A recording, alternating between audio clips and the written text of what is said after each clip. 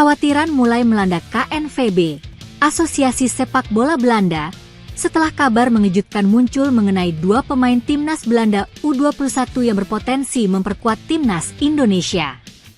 Media asal Belanda, Voetbal Primeur, melalui podcast Donnedelp.cast, menyebutkan bahwa Ryan Flamingo dan Milan Manhoef menjadi dua pemain yang sedang dipertimbangkan untuk dinaturalisasi dan membela timnas Garuda. Ryan Flamingo, bek muda PSV Eindhoven, dikabarkan sedang mempertimbangkan opsi untuk membela timnas Indonesia, meskipun ia juga memiliki kesempatan untuk memilih Suriname.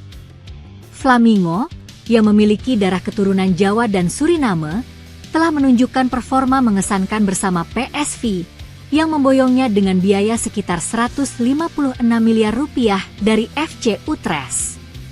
Bek PSV Eindhoven Ryan Flamingo masih bisa memilih karir internasional antara Indonesia dan Suriname. Dalam Donedil, Dendenzi membahas potensi penguatan timnas Indonesia bersama Jens Raven dan Dendenzi. Kata media Belanda dilansir dari Instagram Voetbal Primeur. Sejumlah nama dibahas. Flamingo berpotensi didekati PSSI, begitu juga dengan Milan Manhoef. Apa yang akan Anda lakukan jika menjadi Flamingo? Memilih Suriname, Indonesia, atau tunggu tawaran timnas Belanda senior? Tanya media tersebut melanjutkan. Sementara itu, Milan Manhoef, pemain Stoke City yang juga disebut-sebut bisa menjadi bagian dari timnas Indonesia, punya kisah yang tak kalah menarik. Menurut informasi yang dibagikan oleh Jens Raven, striker timnas Indonesia U20, Manhoef memiliki rencana pensiun di usia 35 tahun dan mengejar impian menjadi juara tinju dunia.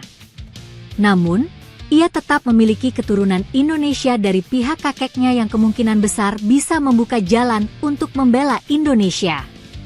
Tapi ia, Milan Manhoef, hanya ingin bermain sepak bola sampai umur 35 tahun karena memiliki mimpi menjadi juara tinju, jelas Jens Raven.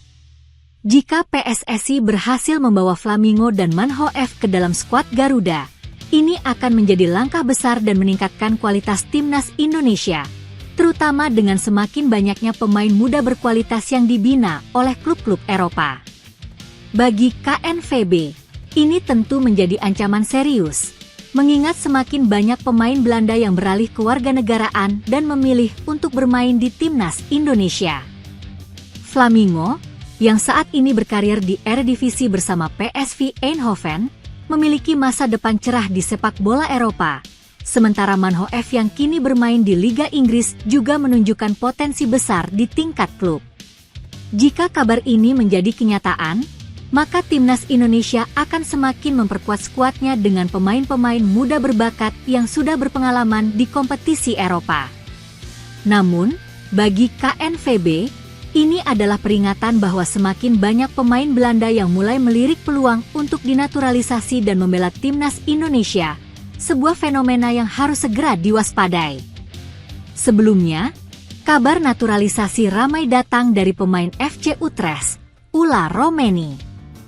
Kabar bergabungnya Ulla Romeni ke timnas Indonesia bahkan sudah lama beredar. Namun, belum juga ada kepastian soal naturalisasinya. Kekalahan timnas Indonesia atas Jepang pada laga kualifikasi Piala Dunia 2026 zona Asia, Jumat, 15 November 2024, memicu wacana pengunduran diri Ketua Umum PSSI Erick Thohir hingga nasib Shin Tae-yong. Namun, sebelum hal itu terjadi, Erick bakal melakukan evaluasi besar-besaran seusai timnas Indonesia bertemu Arab Saudi. Pertandingan timnas Indonesia versus Arab Saudi akan menjadi laga ke-6 dari 10 pertandingan yang harus dijalani skuad Garuda di putaran ketiga kualifikasi Piala Dunia 2026 zona Asia. Duel tersebut akan berlangsung di Stadion Utama Gelora Bung Karno, SUGBK, Senayan, Jakarta, Selasa, 19 November 2024, pukul 19 waktu Indonesia Barat.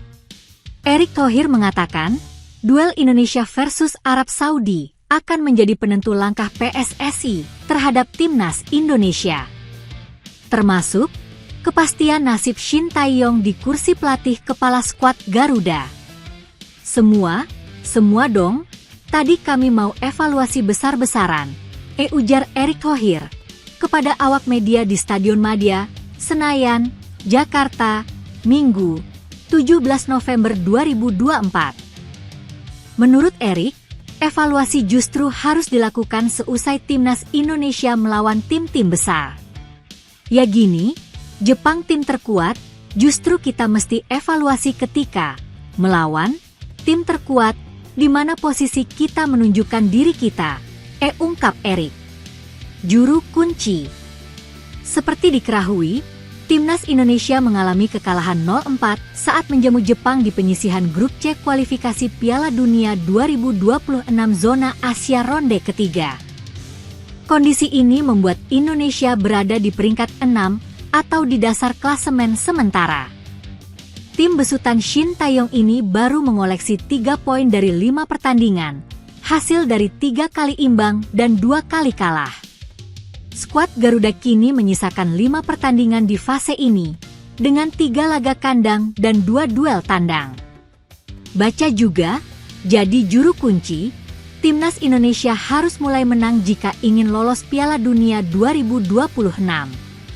Jika ingin lolos ke putaran selanjutnya, timnas Indonesia harus bisa memaksimalkan setiap laga agar bisa finish di peringkat ketiga atau keempat. Hanya saja, tak mudah bagi Jay Itzes dan kawan-kawan menghadapi pertandingan mengingat negara-negara yang harus dihadapi memiliki peringkat FIFA lebih bagus, serta langganan Piala Dunia. Misalnya, Jepang, Arab Saudi, serta Australia yang selalu masuk fase final Piala Dunia. Sementara, 2 negara lain, Cina dan Bahrain, berada di peringkat 91 serta 76. Indonesia menjadi negara peringkat paling rendah FIFA dalam grup tersebut, yakni 130 per September 2024. Ketua Badan Tim Nasional, BTN, Sumarji, mengungkapkan penyebab Shin Tae-yong mencoret Eliano Reijnders dari Timnas Indonesia. Kata Sumarji, fisik Eliano Reijnders masih kalah bersaing dengan rekan-rekannya di tim Merah Putih. Shin Tae-yong mencoret Eliano Reijnders jelang laga timnas Indonesia melawan Jepang. Duel itu merupakan pertandingan kelima grup C putaran ketiga kualifikasi Piala Dunia 2026 zona Asia di Stadion Utama Gelora Bung Karno, SUGBK, Senayan, Jakarta Pusat, Jumat, 15 November 2024. Selain Eliano Reijnders, Shin Tae-yong juga mencoret Ramadan Sananta, Yance Sayuri, dan Ivar Jenner. Ini sudah kedua kalinya secara beruntun Shin Tae-yong coret pemain asal Belanda itu. Sebelumnya, Eliano Reijnders tidak bermain saat timnas Indonesia melawan Cina pada laga keempat grup C putaran ketiga kualifikasi Piala Dunia 2026 zona Asia di Stadion Qingdao Youth Football, Qingdao, 15 Oktober 2024. Saat itu, pemain asal klub PEC Zwolle tersebut dicoret karena alasan taktik. Nah, kemarin saat melawan Jepang, Eliano Reijnders dicoret dengan alasan kemampuannya masih kurang. Bahkan, Shin Tae-yong menyebut bahwa Eliano Reijnders berat untuk masuk ke skuad utama timnas Indonesia. Shin Tae-yong mencoret Eliano Reijnders setelah melihat permainannya dalam beberapa hari di sesi latihan jelang lawan Jepang. Sumarji menduga permainan Eliano Reijnders masih belum sesuai keinginan Shin Tae-yong. Saya kira terlihat faktor fisik Eliano Reijnders dibandingkan dengan teman-temannya di timnas Indonesia, kata Sumarji kepada awak media di Stadion Madia, Senayan, Jakarta Pusat, Minggu, 17 November 2024. Menurut Sumarji, ia terus melihat kemampuan Eliano Reijnders dalam sesi latihan timnas Indonesia. Pemain berusia 24 tahun itu dinilai bisa bersaing dengan rekan-rekannya di tim Merah Putih. Saya kira dia masih bisa bersaing. Tapi kan ketika latihan kemarin penilaian berbeda, ada di coach Shin Tae-yong. Tapi kita bisa lihat hari ini dan besok, kata Sumarji. Sumarji mengatakan, Eliano Raiders terus bersemangat agar namanya tidak dicoret Shin Tae-yong lawan Jepang. Dijadwalkan, Timnas Indonesia akan melawan Jepang pada laga ke-6 Grup C putaran ketiga kualifikasi Piala Dunia 2026 Zona Asia di SUGBK, Selasa, 19 November 2024. Pertandingan ini digelar pukul 19 waktu Indonesia Barat. Semua bisa bermain tapi tergantung coach Shin Tae-yong, kata Sumarji.